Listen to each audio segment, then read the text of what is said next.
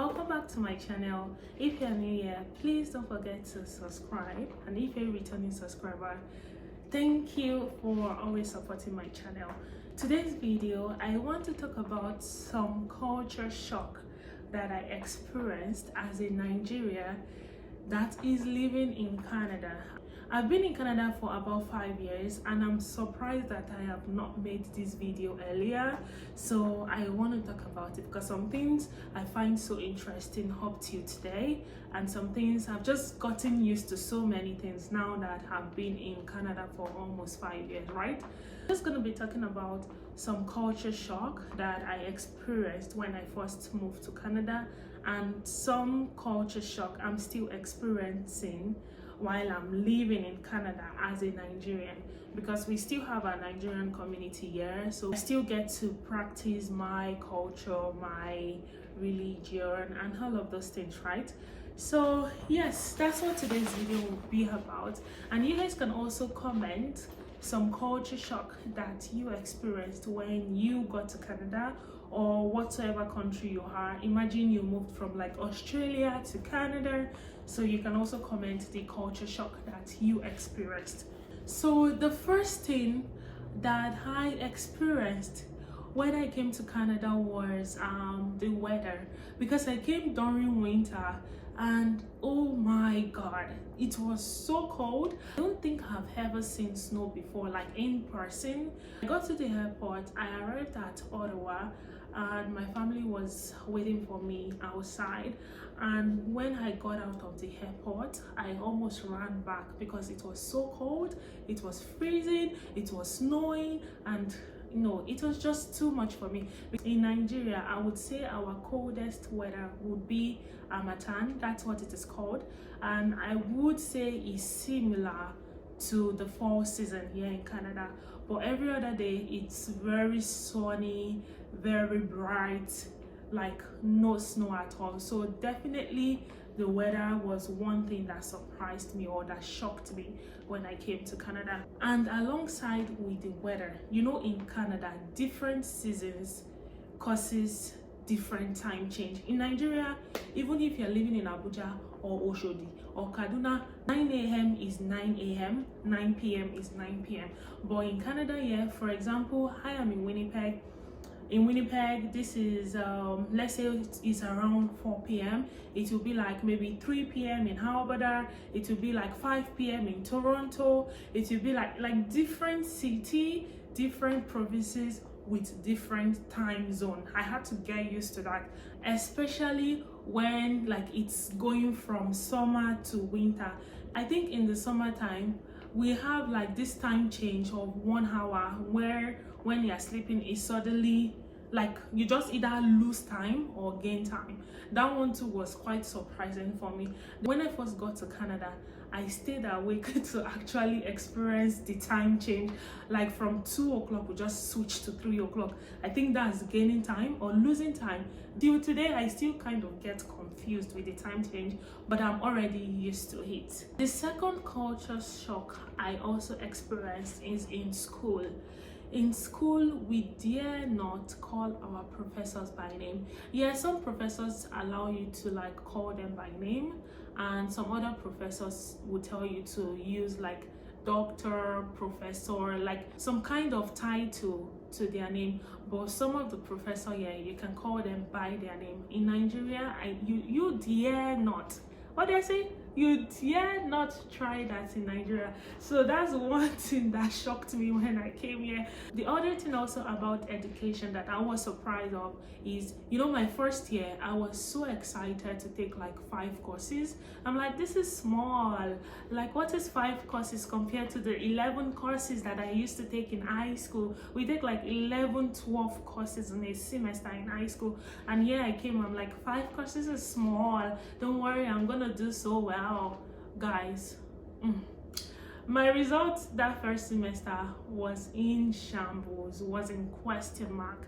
So that's one thing that I was really shocked about. I was so confident that I was gonna do well. I was so confident that I'm gonna A plus in all my courses, but the course load is so different from the course load that we have in Nigeria. Also, the last thing about education that kind of surprised me is, like, for example, your professor can ask you, oh, do you have any questions in class? Like, people are so expressive regardless of what they want to say, regardless of what they want to say about the professor. They are so expressive of themselves. But in Nigeria, we're so quiet in class, you know, we're just listening, we're just taking in everything the teacher or the lecturer is saying, but yeah, you can express yourself at any point in time. So that's another thing about the education that surprised me or that shocked me. The third culture shock that I experienced would be their food and drink. I never used to take burger when I was in Nigeria. I never used to eat unhealthy when I was in Nigeria. I never used to eat McDonald's. I never used to eat KFC. I never used to eat Subway. Is still kind of like healthy, but it's not healthy, if you get what I mean. In Nigeria, we eat fresh food. We cook our food daily. Like, everything is fresh, but here there is not even time for you to be cooking fresh food or for you to be eating. Like, I just found that really surprising, but I eventually got my balance. When I want to eat fresh food, I'm able to eat fresh food when I want, and most times I just go for the fast food options because it's just easier, it's easily accessible, it's everywhere around you, you know what I mean? And also drinks, especially like Fanta, Sprite, Pepsi, Coke, and all of this, they taste so different from what we have in Nigeria. This one here feels like it is diluted in water or something, but in Nigeria we have the original, in my own opinion. The fourth culture shock that I experienced is also in transportation, especially their bus system. Now I'm driving, your girl has a car, but anyways, now I'm driving. I don't used to use the bus as I used to when I first came, but in my first year here in Canada, the buses are so organized, people are so organized. Like in my country, you'll be hearing Yagba Wimbo, you people are running, rushing into the bus, everybody's pushing you everywhere, you know what I mean? But here is so organized. You see people in a line getting into the bus one by one. You scan your card, you get into the bus, you sit down. In Nigeria, the conductor who can even give you, oh, take this money, go and share with, like, if you have a change, it will tell you to share with one other passenger that you have never even met before. It's just so funny. I love my country. It's so chaotic but interesting. You see so many different lifestyles here, but everything here seems calm, organized. You know, the buses, everybody's on a queue. If there is a pregnant woman and you're sitting in a pregnant woman's space, you're expected to stand up to let them sit. Like if you also see an elderly person, you stand up, you let them sit down. If you see a child or a child with your mom, you stand up, you let them sit down. Like, there is a working system here. Also, with transportation, with people driving, you can't even drive rough here. You're gonna get a ticket, and the tickets are not even funny. Let me give you one experience of one ticket that I got. So I was driving through the highway and I never noticed like a construction that was going on the highway. I think it was just in one corner, so they reduced like the speed limit, right? And I think the speed limit was reduced from maybe 100 to 80, and I did not notice that there was a construction. I did not notice the sign. I was going above the 80 that they reduced it to. I was going like 105 or 106 thereabout. So when the limit is like 100, you're still allowed to go between 80 and 90. So I thought the limit was 100, so I was going like 106 until I saw a ticket in my mailbox. And how much did the ticket says is what? It was almost $800 ticket, guys. $800. I had to fight for this thing. They reduced the amount, but my point here is like, you have to follow the law. You have to stop when the light says you should stop. When it is red, you have to stop. Green, go. You cannot break a law here unless you get the consequences of your action. There is always a consequence when you break the law here, and it costs you not small money. So people really follow the rule here. In Nigeria, people don't stop when it's red. They just go anyhow, go at any point. Driving is so rough here, but yeah, it's really different. Everything is organized. You have to follow the law unless you get the consequences of your action. Also, something about driving in this place, people barely honk. Like when I'm driving, I don't even remember where the honk of my car is. Sometimes I only have to use it when I notice someone is about to like eat me or is getting close to me, or just like change lane without checking. Like there must be something that is about, like something is about to happen before I use my honk in this place. But in Nigeria, anybody, anytime, at any, like they use, you don't hear beep beep beep beep beep beep. Everywhere is so noisy. Then the last thing I'm going to talk about with transportation is like if I'm crossing the road and it is even green, I have the right of way. Like pedestrian have the right of way regardless of the light, regardless of the time, regardless of anything. You cannot eat a pedestrian here because it's going to cost you money. In Nigeria, they will shout at you, leave the road unless I'm going to eat you, you know, this type of thing. But yeah, you can cross the road. I'm not saying you should go cross the road when the light is green, obviously, but as a driver, you have to be very watchful.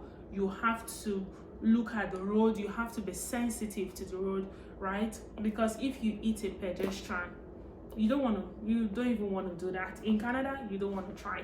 In Nigeria, you would never ever try that as a pedestrian. You go try it. You find yourself there.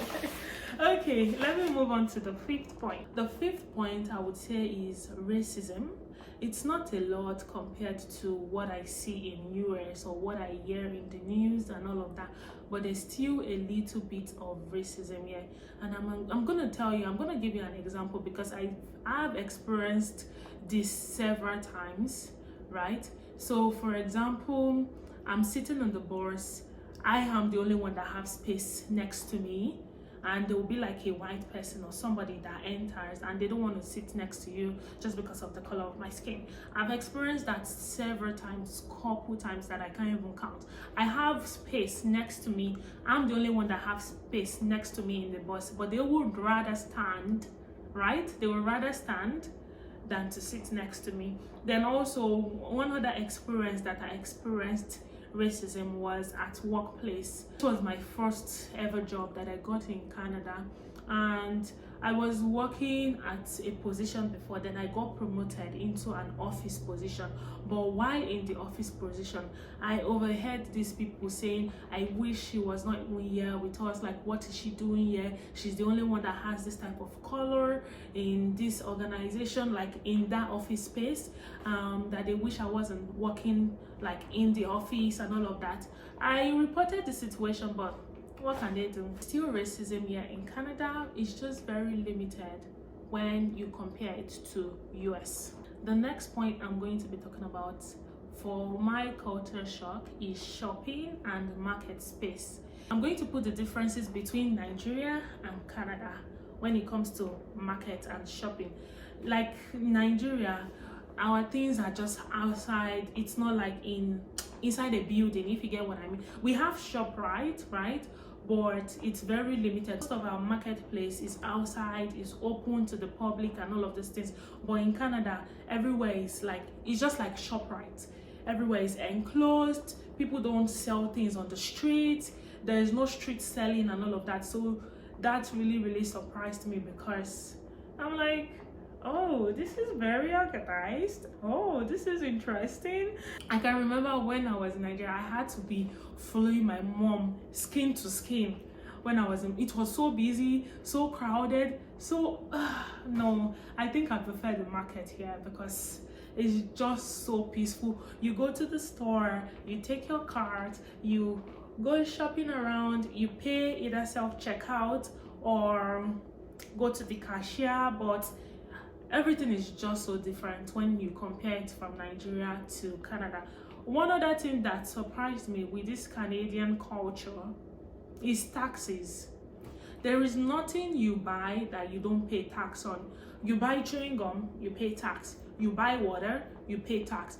You buy snacks, you pay tax. You buy book, you pay tax. There is nothing, no single item that you don't buy that you don't pay tax. Then the other one too, when I first went shopping, I asked them, can you please give me nylon bag? They were looking at me. They were like, do you mean bag? I'm like, yeah, I want a bag. Do you know the surprising thing again? You pay for the bag. The bags are not free. What I've noticed in Canadian culture, nothing is free. You pay for every single item, and even after paying, you get charged for taxes again on top of that. It's so different because in Nigeria, if they say something is 15,000, it is 15,000. But here, it is $15 plus tax on top. So that's something that I had to get used to also. Okay, another culture shock I experienced is pumping your own gas. When I started driving in Nigeria, you have like associates pumping the gas for you. It's just like co-op. Every gas station in Nigeria looks like co-op. You have an associate pumping the gas for you, then you pay, right? But in Canada, you get the opportunity to pump your own gas. Like you can pump your own gas without somebody watching you, looking at you. But in Nigeria, they will be on top of your neck while they're pumping your gas for you, and you have to even be careful as a customer so you don't get cheated on, right? You have to make sure that when you say I want 50,000 naira gas, that they serve you 50,000 naira gas and not 40,000 naira gas. So gassing system too is very different. I think this is trustworthy than this, which is Nigeria.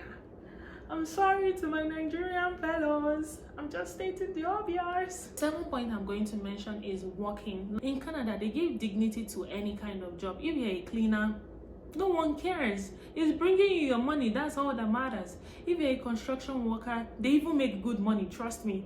No one cares. If you're washing the toilet, no one cares. You're doing support job, no one cares. Like, there is dignity in every labor in Canada.